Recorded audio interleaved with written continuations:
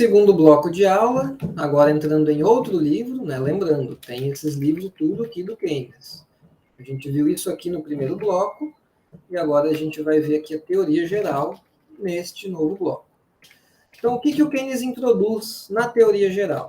Aquela dinâmica que eu mostrei no finalzinho do bloco anterior, de tem os agentes baixistas e altistas, a dinâmica entre eles que determina a taxa de juros, isso Keynes vai acoplar, vai inserir em uma estrutura maior, até porque o nome deste livro é uma teoria geral, ele tenta explicar tudo ou quase tudo da economia. Então aquilo vira um pequeno ponto, né? Pequeno não, mas vira só mais um dos vários elementos que o Keynes lança na teoria geral. Então aqui na teoria geral ele vai criar, né, uma teoria para a demanda por moeda, para a formação de taxa de juros, que é basicamente a mesma do outro livro, e de precificação de ativos. Então, basicamente, os motivos para demandar moeda, né? A teoria de demanda por moeda do Keynes. O primeiro motivo é o motivo transação, que é a moeda demandada para realizar as transações do lado real da economia. Então, são pessoas e empresas demandando moeda, seja no formato papel moeda ou depósitos bancários, para comprar e vender produtos, para adquirir as questões da sua subsistência, os insumos para a produção de uma empresa.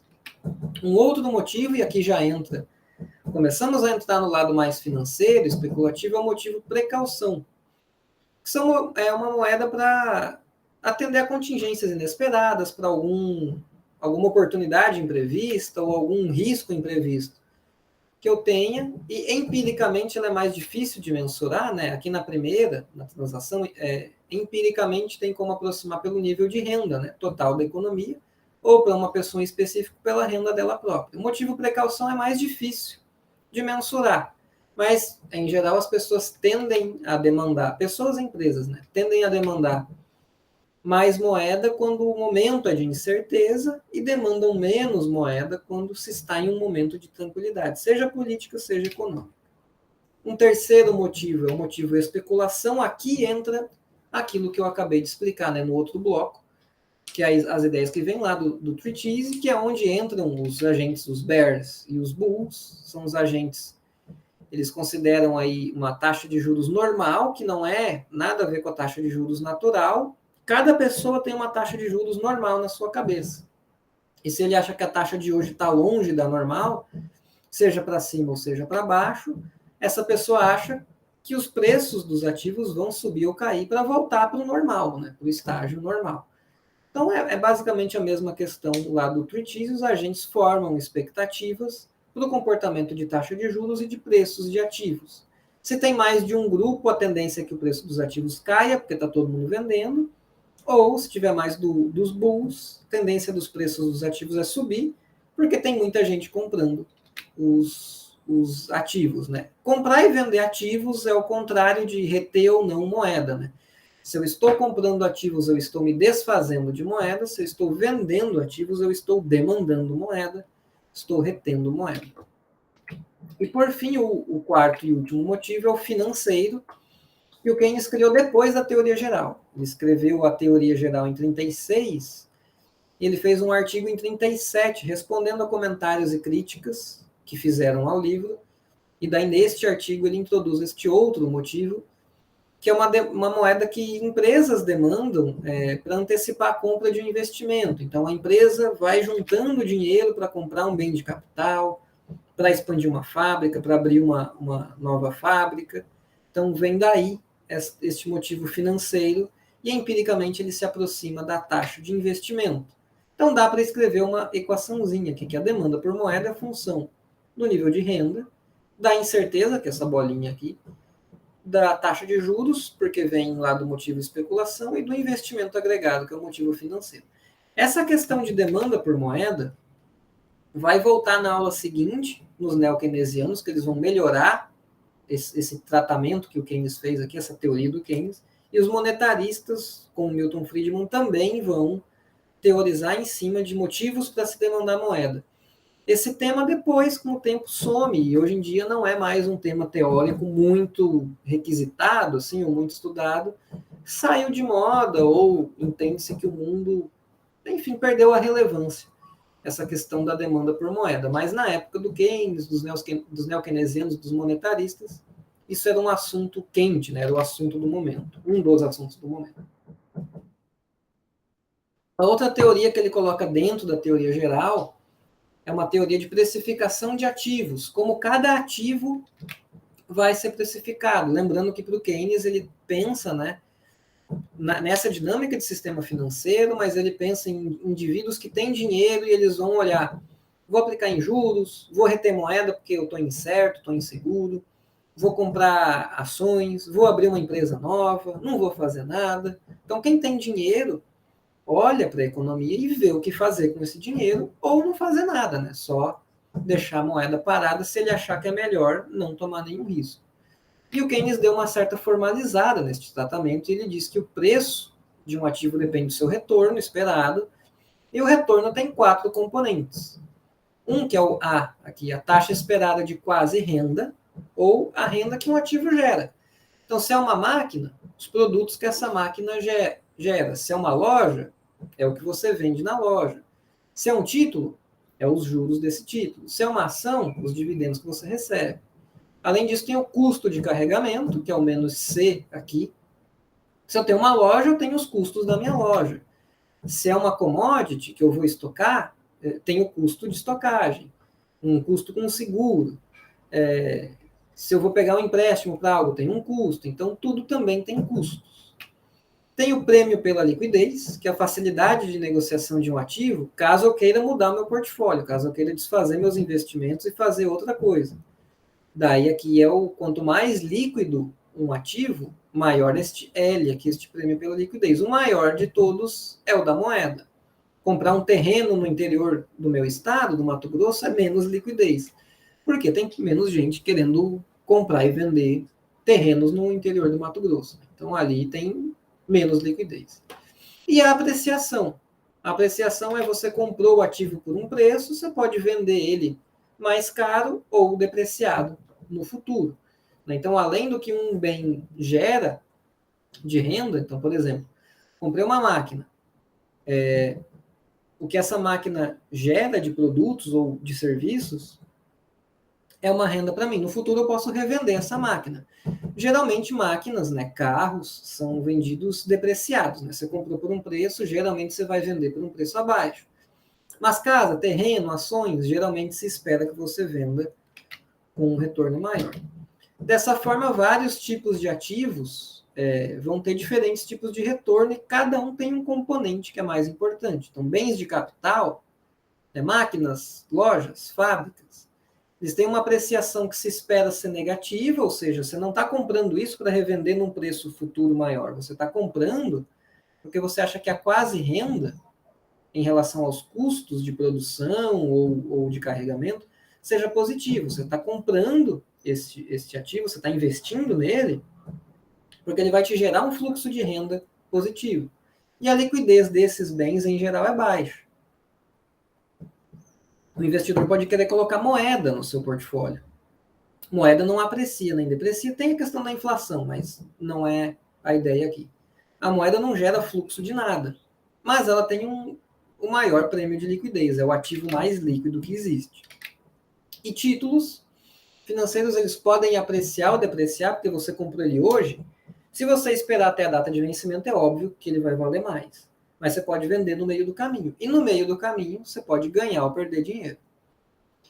Normalmente, ele tem um fluxo de renda positivo, porque muitos títulos pagam cupom, que é um juros que ele te paga no meio do caminho.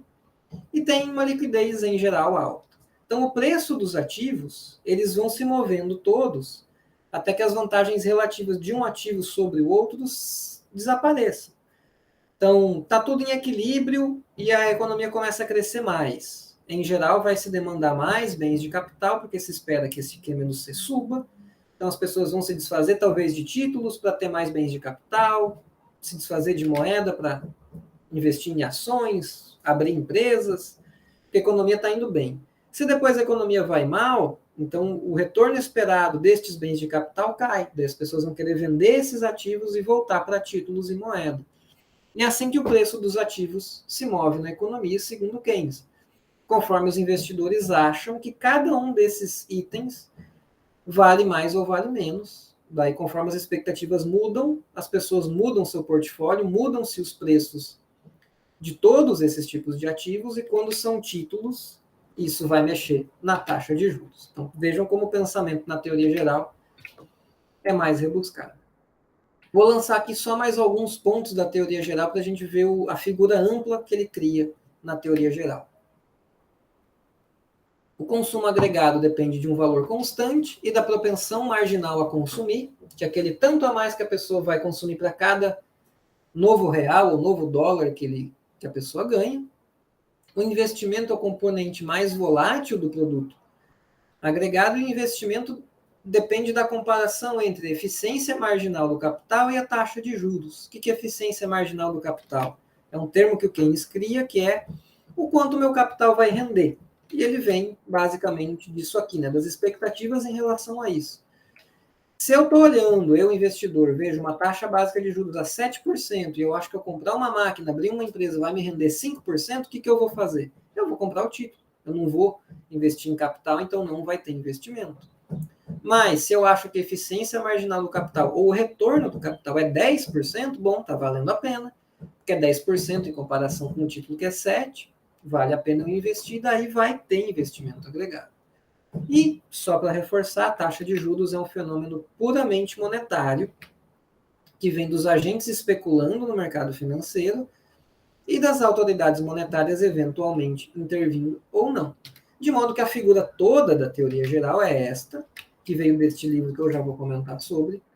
Então, a estrutura toda da teoria geral é a seguinte: a taxa de juros vem da oferta de moeda, que na teoria geral para o Keynes ele pensa a oferta de moeda como sendo algo exógeno.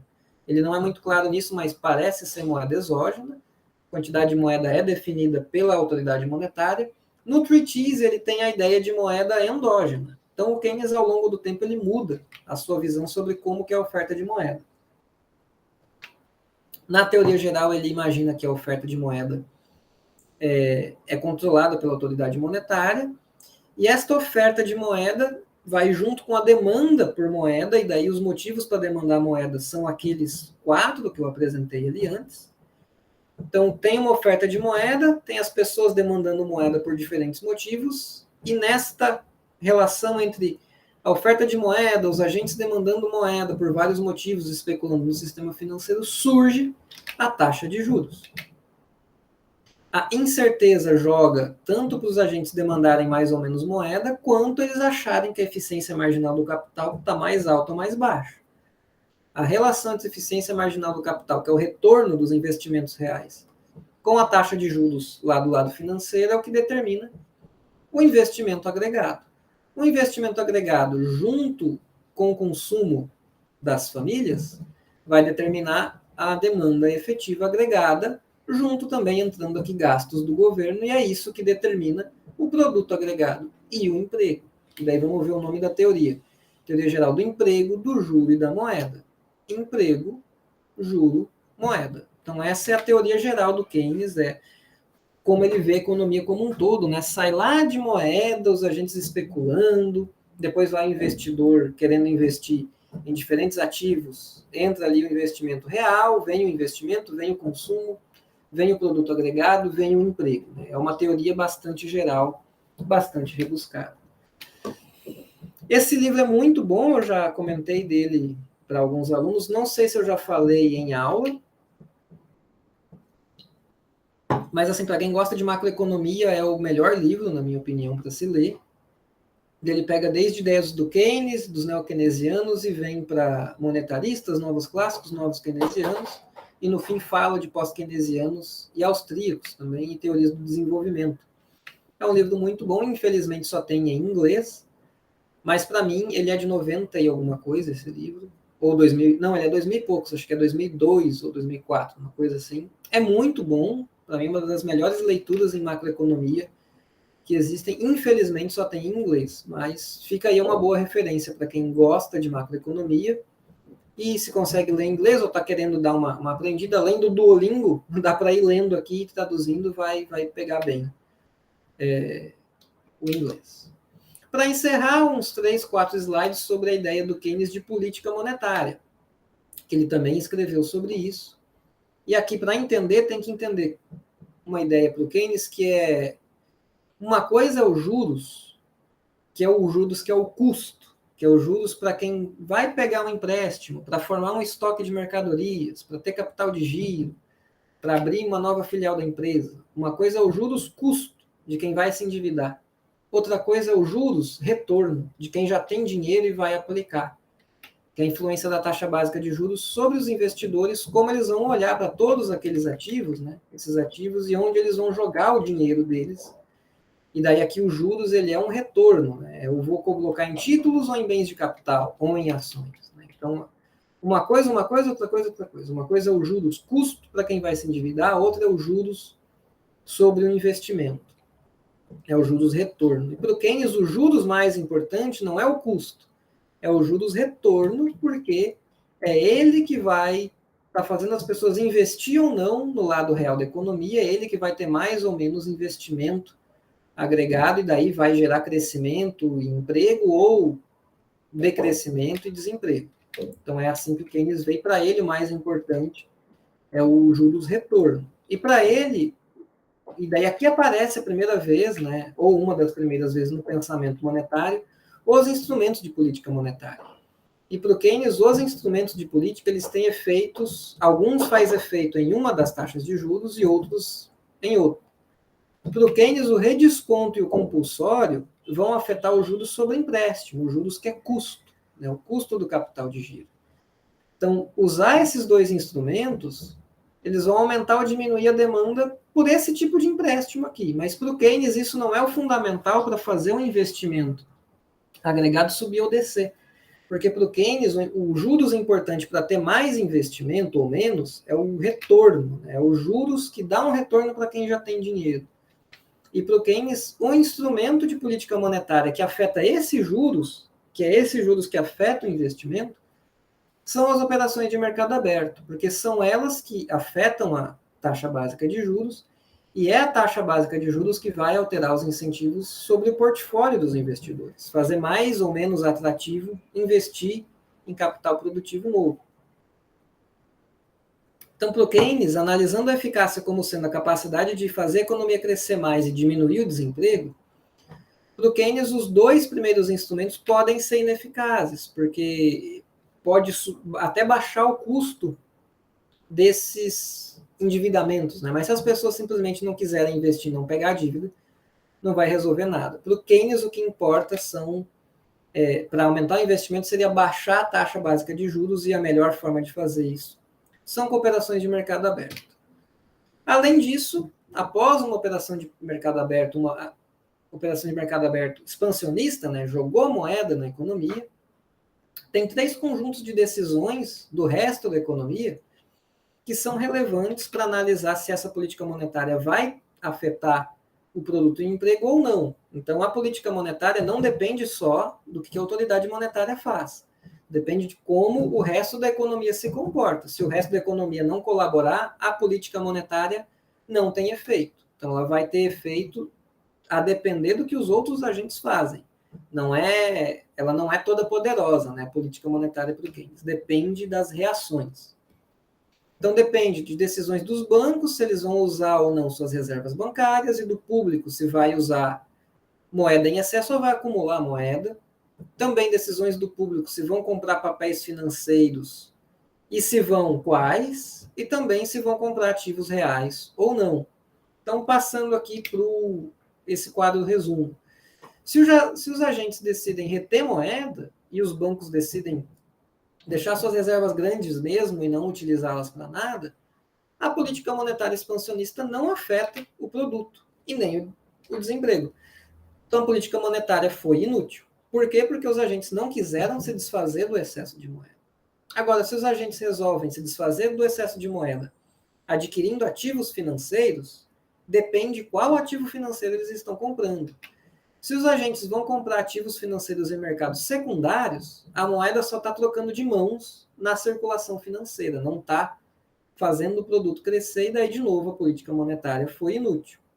Agora, se os agentes usam a nova moeda para comprar ações em mercado primário de firmas não financeiras, ou seja, ela está botando dinheiro dentro de empresa que vai usar para investir, daí sim a política monetária foi eficaz no sentido de afetar o produto e o desemprego. Se os agentes compram ações em mercado primário, mas de bancos, de firmas financeiras, o efeito é incerto, porque não se sabe o que o banco vai fazer com o dinheiro. Se ele só transformar isso em reservas não utilizadas, não vai ter efeito. Se o banco usar esse dinheiro para emprestar para firmas investir, vai ter efeito. E por fim, se as pessoas, os agentes, pegam essa nova moeda e investem em ativos ilíquidos, isso é o que? Aqueles ativos que têm menos liquidez. Em geral, são fábricas, máquinas, né? Ativos produtivos, mas com menos liquidez. De novo, ao aumentar o investimento, aumenta o produto, diminui o desemprego. E daí sim a política monetária para o Keynes tem efeito. Então, recapitulando tudo da aula. 3 obras básicas do Keynes. No treatise, o importante é esta dinâmica entre os agentes que acreditam que vai subir ou cair o preço dos ativos. Isso que determina na teoria geral, os 4 motivos para demandar moeda, a teoria de retorno dos ativos e como os agentes distribuem, agentes que têm dinheiro, né, investidores, como eles distribuem o seu dinheiro pela economia, e depois como tudo isso se insere nesta lógica maior. Né? Lógico que aqui na economia monetária o que interessa é mais a demanda por moeda e a taxa de juros, o resto vai mais daí para o campo da macro. E na política monetária, uma coisa é o juros custo, outra coisa é o juros retorno. O mais importante é o juros retorno. O melhor instrumento para afetar esse tipo de juros são as operações de mercado aberto, mas elas podem não ser eficazes, e tem várias situações em que elas não são eficazes. Ou seja, a política monetária para o Keynes pode ser ineficaz se o resto da economia não colaborar, né? Não agir no sentido de usar a nova moeda para fazer a economia girar. Bom, gente, é isso de Keynes. Esta é a aula de hoje. Nos vemos na próxima sexta, de modo gravado também, a última assíncrona. Até mais.